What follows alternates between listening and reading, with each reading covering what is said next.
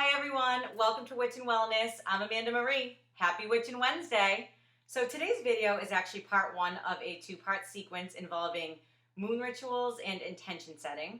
Today specifically being about the new moon because this upcoming Sunday, October 27th, will be the new beaver moon, and on November 12th, the beaver moon will be full. So today we will talk about intention settings and starting the whole process.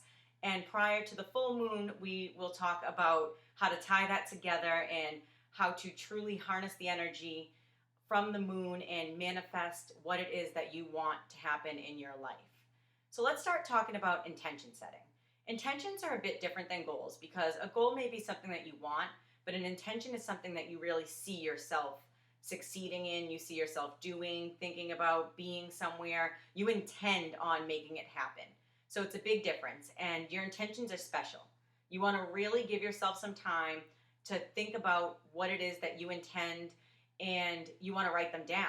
So I actually suggest getting a whole notebook dedicated to it, and then writing them again on a separate sheet of paper that you can really treat special and keep out in the open for you to look at through the whole phase, through each phase of the moon, from the new moon to when it's full.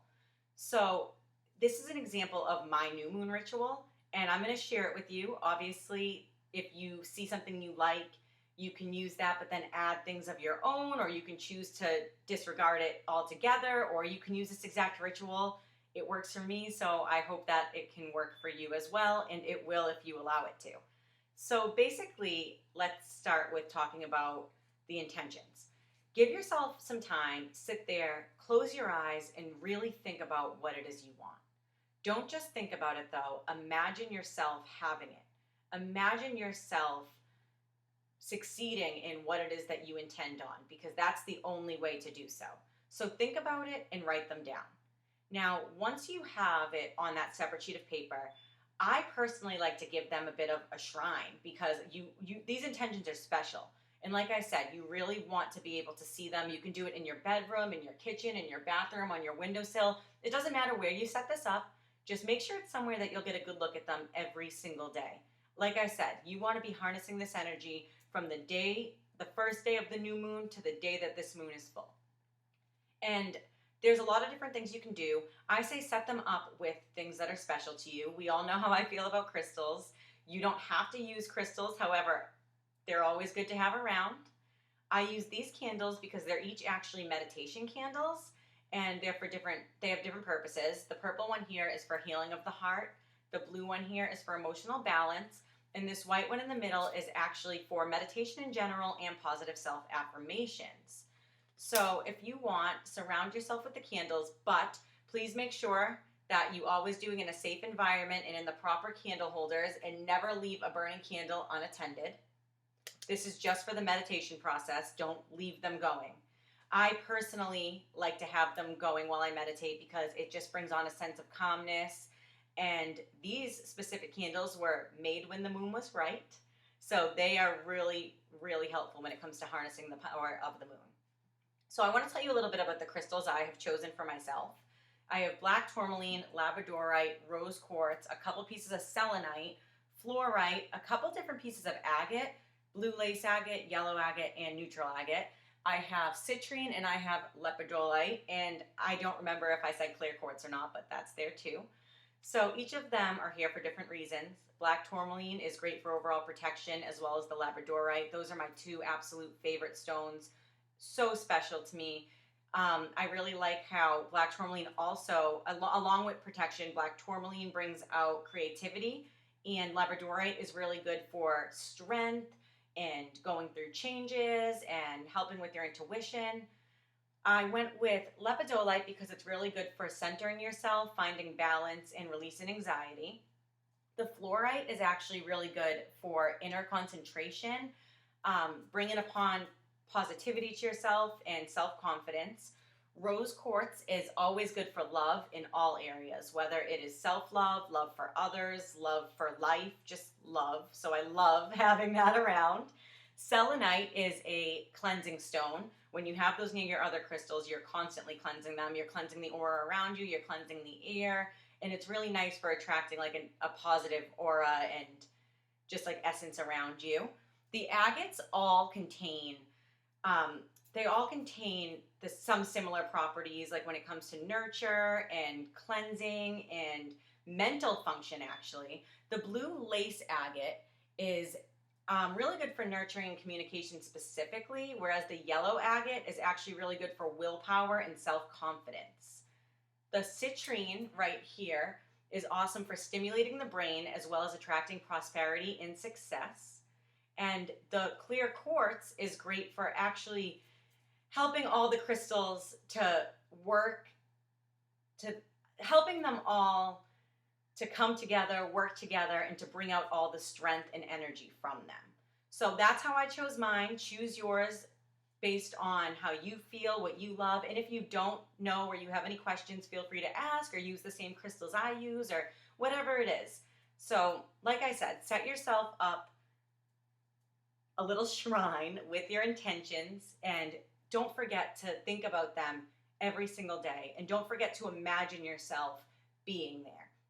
Now, on the day that you do this, like I said, this is best to do on the first day of the new moon. But if that gets past you and you don't get a chance to, you can do this at any time, really.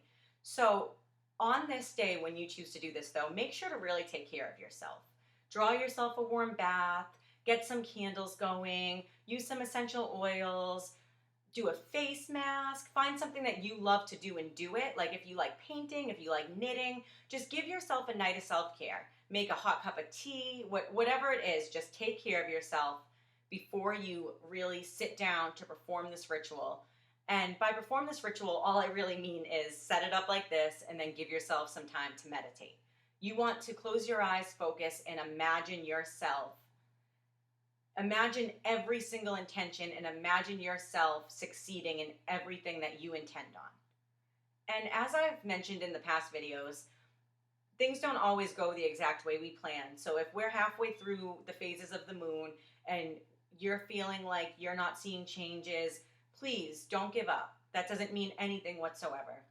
You are still putting your energy out there to the universe and attracting the energy back and the powers within you. So if you stay positive and you can keep focusing on your intentions, it's all going to play out. It's all going to happen.